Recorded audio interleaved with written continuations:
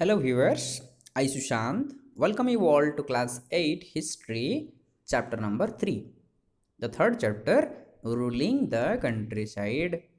And today we'll start part 1. So let us start. Before starting the chapter, let us know the important things which we'll cover today. हम क्या क्या cover up करेंगे आज थोड़ा discussion कर लेते हैं. सबसे पहले हम देखेंगे how the company come to colonize the countryside.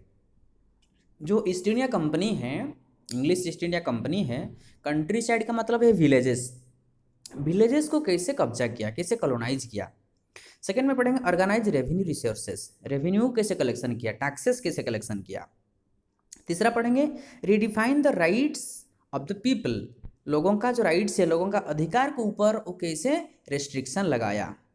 Produce the crops it wanted, जो जो क्रॉप्स वो चाहते थे उनके बिजनेस के लिए जो मदद करता था, उसी क्रॉप को कैसे वो बढ़ावा दिए, कैसे लोगों को डरा के, लोगों को डिफरेंट रूल्स बना के फोर्सफुली कैसे ये सब क्रॉप्स प्रोडक्शन किए गरीब लोगों के द्वारा.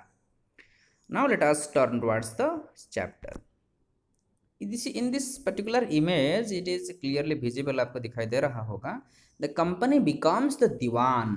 दीवान का मतलब क्या होता है कि जो टैक्स कलेक्शन करने का जो अधिकार है ये कंपनी का हाथ को आ गया.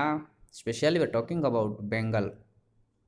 तो इसमें जो नवाब है, मुगल का जो नवाब है, वो रॉबर्ट क्लाइव को, ये रॉबर्ट क्लाइव है, उनको एक डॉक्यूमेंट्स दे रहे हैं, एक राइट्स दे रहे हैं, एक अधिकार दे रहे हैं कि आपको बंगाल का ये एरिया दिया गया, आप इधर से रेवेन्यू टैक्सेस कलेक्शन कर सकते हैं. और ये जो लैंड है, जो ज़मीन है, ज़मीन में जो फार्मर्स, जो किसान लोग काम कर रहे हैं, उसके ऊपर आप लोगों का कंट्रोल हो गया. This was one of the best achievement of the Britishers. देखते हैं कंपनी जो दीवान बना 12 अगस्त 1765 ने, जो Mughal emperor east India company को दीवान, बंगाल का जो दीवान है, बंगाल का जो responsibility to collect tax from the common people, Bengal का लोगों से टैक्स कलेक्शन करना, ज़मीन के ऊपर खुद का कब्जा रखना, तो ऐसे ये जो अधिकार ब्रिटिश लोगों को मिला. ये जो पेंटर हम देखे प्रीवियस पेज में, जो देखिए जो पेंटर हैं उसमें वो फोकस किए हैं, जो रॉबर्ट क्लाइव वो एक रिकॉर्ड रिसीव कर रहे हैं जो कि मेमोरेबल इवेंट है क्लाइव का लाइफ में. और ये जो ग्रांट है, जो डिक्लेरेशन किया गया मुगल एम्परर के द्वारा, दीवानी, clearly it was one such event British imagination, British लोगों का इमेजिनेशन जैसा था वैसे ही हुआ. तो कंपनी को जब दीवान बन गए, कंपनी का लोग जब अधिकार उनको मिल गया टैक्स कलेक्शन करने का, वो क्या किए, चीफ फाइनेंशियल एडमिनिस्ट्रेटर अपॉइंटमेंट दिए. जो एरिया था, जो टेरिटरी था अंडर इट्स कंट्रोल, जो जगह में, जो एरिया में उनका कंट्रोल था, इसमें क्या हुआ, लोगों का जो एडमिनिस्ट्रेटिंग, लोगों को जो एडमिनिस्ट्रेशन जो पावर ब्रिटिश लोगों के हाथ में जो था, वो पूरा उसका पूर्ण इस्तेमाल किए. और रेवेन्यू रिसोर्सेस जो था, रेवेन्यू टैक्स कलेक्शन करने का, वो उसके ऊपर ज़्यादा ध्यान दिए. बट प्राइमरीली कंपनी जो रेवेन्यू फॉर द कंपनी का जो पॉइंट्स में हम पढ़ेंगे, कंपनी को रेवेन्यू मतलब टैक्स कैसे मिलता था. कंपनी तो दीवान बन गया, टैक्स कलेक्शन करने का अधिकार तो उनको मिल गया, लेकिन प्राइमरीली वो हमेशा ट्रेडर जैसा ध्यान देते थे, कैसे बिजनेस उनका बड़ा होगा, बिजनेस कैसे बढ़ेगा आगे. और वो चाहते थे किसी लार्ज रेवेन्यू इनकम होगा, उनको पैसा ज़्यादा कैसे पैसा मिलेगा. और वो नहीं चाहते थे कि हमेशा एक ही तरीका का रेगुलर सिस्टम, जो आज अनविलिंग, वो नहीं चाहते थे कि हमेशा एक ही सिस्टम का कलेक्शन, टैक्स कलेक्शन रहेगा. टाइम टू टाइम वो बढ़ाते थे, टाइम टू टाइम वो लोगों के ऊपर एक्स्ट्रा टैक्स लगाते थे जो टैक्स कलेक्शन होता था. तो ये जो इफोर्ट था to increase the revenue, British लोगों का रेवेन्यू को, टैक्सेस को बढ़ाने के लिए एज मच इट कुड, जितना चाहते थे वो उतना बढ़ाते थे. भाई फाइन कॉटन, लेकिन वो जब कुछ खरीदते थे, बाय मतलब खरीदना, जो अब कॉटन खरीदते थे, सिल्क खरीदते थे, सिल्क क्लॉथ जो है पूरा चीपली, सस्ता जहाँ होगा सस्ता करके, मार्केट का प्राइस से सस्ता करके वो खरीदते थे. जब वो खरीदेंगे वो सस्ता होगा, लेकिन जब वो बेचेंगे वो हम ज़्यादा रुपया देके खरीदेंगे. देखो कैसा वाला दिमाग है उनका. ये पूरा क्लियर हो गया कि बंगाल का जो इकोनॉमी था ये बहुत क्राइसिस में पड़ा हुआ, बहुत प्रॉब्लमेटिक सिचुएशन में वो आ गया बंगाल। तो देखते हैं क्या हुआ सिचुएशन ऑफ बंगाल, बंगाल का हालत क्या रहा। ऐसे करके बंगाल का जो इकोनॉमी था ये पूरा क्राइसिस को आ गया। और जो पीजेंट्स थे, जो फार्मर्स थे, दे आर अनएबल टू पे द ड्यूज, उनका जो टैक्सेस था वो नहीं दे पाए। और उनका जो डिमांड उसके ऊपर जो था, उसको जो ब्रिटिशर्स जो उनके ऊपर डिमांड करते थे वो नहीं दे पाए। और जो आर्टिसंस थे जो थे, जो आर्टिसल प्रोडक्शन जो था वो भी डिक्लाइन हो गया। और जो एग्रीकल्चर कल्टिवेशन जो था, एग्रीकल्चर जो प्रोडक्शन होता था, ये भी धीरे धीरे धीरे धीरे कोलैप्स हो गया, स्टॉप हो गया। देन 1770 में एक फेमिन आया, ए टेरिबल फेमिन। फेमिन जो कहते हैं it was due to lack of food, due to lack of crops, crops नहीं हुआ, महामारी जैसे कहते हैं, बहुत सारे लोग मरे गए। Killed 10 million people in Bengal, सिर्फ बंगाल से 10 मिलियन पीपल मर गए। इसमें बताया गया कि देखो 1/3 of the population was wiped out. Bengal का जो पॉपुलेशन थे उसके 1/3, 1/3 of the population they died. You see the drastic situation of the time in Bengal. Next come forward, the need to improve agriculture. British लोगों को लगा कि नहीं ऐसे कुछ नहीं हो सकता, एग्रीकल्चर इम्प्रूव नहीं होगा तो कुछ काम नहीं हो सकता। तो सोचे कि चलो एग्रीकल्चर को थोड़ा इम्प्रूव करेंगे, जो जमीन जो फार्मर्स से है, जो पीजेंट्स है, उनको थोड़ा इनकरेज करेंगे। बहुत सारे कंपनी ऑफिशियल्स वो फील किए कि इन्वेस्टमेंट कुछ पैसा हम इन्वेस्ट करेंगे, लोग जो गरीब हैं, जो किसान हैं, उनको हम इनकरेज करेंगे, agriculture had to be improved, वैसे फैसला किए। लेकिन कंपनी फाइनली एक इंट्रोड्यूस किए जो परमानेंट सेटलमेंट, इसका नाम है 1793 में। ये परमानेंट सेटलमेंट के द्वारा क्या होता है, जो सेटलमेंट का टर्म है राजा लोग और जो ताल्लुकदार लोगों को दिया गया था, उनको अभी जमींदार के हाथ में दिया गया। जो टैक्स कलेक्शन करने का जो राइट्स, जो अधिकार अभी जमींदार के हाथ में दिया गया। जमींदार सब टैक्स कलेक्शन करेंगे, जमींदार सब बताएंगे कौन सा किसान के पास कितने ज़मीन है, कौन कितने टैक्स देंगे, ये सब जमींदार फिक्स तय करेंगे।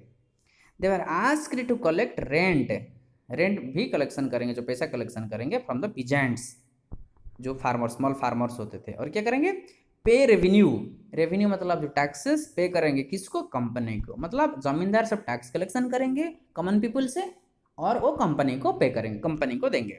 लेकिन इसमें जो जमीन का, जो लैंड टू बी इम्प्रूव्ड है, जमीन का जो इम्प्रूवमेंट, इसमें ये जो जमींदार लोग ध्यान नहीं दिए। तो ये जो सिचुएशन धीरे धीरे और ख़राब होने लगा। देखते हैं क्या हुआ, प्रॉब्लम्स क्या हुआ। द प्रॉब्लम, जो परमानेंट सेटलमेंट जो बात की है अभी, ये क्रिएटेड, बहुत सारा प्रॉब्लम क्रिएट किया। कंपनी ऑफिशियल्स ये जो बात किए, जमींदार्स, इनको बता गए कि not investing in the improvement of land. Zamindars जो हैं पैसा इन्वेस्ट नहीं कर रहे हैं लैंड को इम्प्रूवमेंट करने के लिए, ज़मीन को और बढ़ाने के लिए। जैसे कि फॉरेस्ट को काट के ज़मीन करना, वो ज़मीन में प्रोडक्शन बढ़ाना, ये सब चीज़ जमींदार्स लोग नहीं किए। जब जमींदार्स लोग लैंड इम्प्रूवमेंट नहीं किए तो प्रोडक्शन कम हुआ। लेकिन प्रोडक्शन कम होने से क्या होगा कि जो टैक्सेस कलेक्शन करवाना था उनको, टैक्सेस कलेक्शन जो जमींदार्स लोग करते थे उतना नहीं कर पाए, तो जमींदार्स लोग भी प्रॉब्लम में आ गए। The revenue that had to be fix, जो फिक्स होता था, ये धीरे धीरे धीरे धीरे बहुत हाई हुआ, सो हाई दैट जमींदार्स भी उनको डिफिकल्ट हुआ पे करने के लिए, क्योंकि वो कलेक्शन तो इतना ज़्यादा नहीं कर पाए, तो पे कैसे करेंगे ब्रिटिश लोगों को। अगर ये एक बहुत कड़ा रूल रहा कि एनीवन हु फेल्ड टू पे, अगर कोई टैक्स देने में फेल हुआ, जो जमींदार, उनका जमींदारी चला जाता था। मतलब उनका पास जो जमींदारी का जो पावर दिया गया था, वो पावर चला जाता था उनसे। The rent paid to the zamindars, ये बहुत हाई होता था। और इनका जो हाई है, जो लैंड है, लैंड वाज इनसिक्योर, जो लैंड ज़मीन दिया जाता था, वो ज़मीन का मालिक जो है वो भी सिक्योर नहीं थे, क्योंकि कभी भी जा सकता था उनका पावर। टू पे द रेंट दैट आर, कभी कभी देखा गया लोग, जो गरीब लोग थे, रेंट पे करने के लिए, जो ज़मीन का भाड़ा देने के लिए, उनको लोन लेना पड़ता था। मनी लेंडर्स जो होते थे, जो पैसा देते थे, जो महाजन होते थे उस समय में, उनसे पैसा लेते थे पीजेंट्स लोग, और लोन लेके वो टैक्स पे करते थे। देखो सिचुएशन कैसा था, उनके घर में खाने के लिए नहीं है, लेकिन टैक्स देने के लिए, जमींदार को टैक्स देने के लिए वो लोन करते थे मनी लेंडर से। ओके, तो एक नया सिस्टम आया, a new system is devised. तो नया क्या था वो सिस्टम? होल्ट मैकेंजी ने एक नया सिस्टम रिवाइज किए जो कि 1822 में किए थे। ये जो सिस्टम है इसको महलवारी सिस्टम भी बोला जाता है। महल का मतलब ये होता है विलेज, महल MAHL। उनको में लगा कि the village was an important social institution, महसूस किए, जो कि नॉर्थ इंडियन सोसाइटी में इसमें सबसे ज़्यादा फोकस किए। तो उनके डायरेक्शन में क्या क्या सब हुआ? सबसे पहला हुआ, collectors went from village to village. जितने सारे टैक्स कलेक्टर थे वो सब गांव गांव घूमे, पहला पॉइंट। दूसरा, वो सब लैंड को इंस्पेक्शन किए, कौन सा फार्मर के पास, कौन सा किसान के पास कितने ज़मीन है, इंस्पेक्शन किए। मेजरमेंट किए लैंड को, जो ज़मीन था उसको मेजरमेंट किए, नाप तोल किए, नापे किसके पास कितने ज़मीन है। फिर ये रिकॉर्ड किए कि इनका जो कस्टम्स एंड राइट्स है, अलग अलग ग्रुप का, अलग अलग सेक्शन का लोग कौन सा सेक्शन से कितने टैक्स कलेक्शन करेंगे, एक रिकॉर्ड बनाएं। The charge of collecting the revenue and paying to the company, ये गांव का जो हेडमैन थे, गांव का जो लीडर थे, गांव का जो मुखिया थे, उनके ऊपर बताया गया। पहले से जमींदार टैक्स कलेक्शन करते थे, अभी गांव का मुखिया उसी गांव का टैक्स कलेक्शन करके ब्रिटिशर्स को देंगे। ये जो सिस्टम रहा, this system came to be known as Mahalwari system. महल का टर्म से महलवारी हो गया, महल का मतलब विलेज। तो गांव का मुखिया उसी गांव से टैक्स कलेक्शन करेंगे और टैक्स कलेक्शन करके वो देंगे ब्रिटिशर्स को, कॉलोनियल रूलर्स को। सो फिर और एक सिस्टम आया जिस सिस्टम का नाम है द मुनरो सिस्टम। मुनरो ये जो टर्म है ये थॉमस मुनरो जो ब्रिटिश ऑफिसर एक है उनके नाम से आया है। Thomas Munro, this system was gradually extended south part of India, over south India जो है, साउथ पार्ट ऑफ इंडिया उसके ऊपर, जैसे कि तमिलनाडु, जैसे कि केरला, ये south part of the India में वो इम्प्लीमेंट किए। ये नया नया सिस्टम जो था इट वाज रिवाइज्ड, इसको बोलते हैं ryotwari system, right. So Rohit Mari here, the Rohit means specifically the directly the cultivators, जो फार्मर्स को रयत बोला जाता है। तो ये जो पीजेंट्स है, जो फार्मर्स हैं, ये सेटलमेंट में बताया गया कि डायरेक्टली फार्मर्स लोग जाके ब्रिटिशर्स को टैक्स देंगे। देखो कैसे कैसे चेंज होता रहता है। और ये जो फील्ड्स जो है ये केयरफुली सर्वे किया जाएगा, रेवेन्यू का जो असेसमेंट किया जाएगा, कितना रेवेन्यू कलेक्शन हुआ, कितना टैक्सेस कलेक्शन हुआ। देखो ये हम 3 टाइप का टैक्स कलेक्शन पढ़ चुके हैं। पहला वाला पढ़े थे जो कि परमानेंट सेटलमेंट, जो कि जमींदार कलेक्शन करते थे।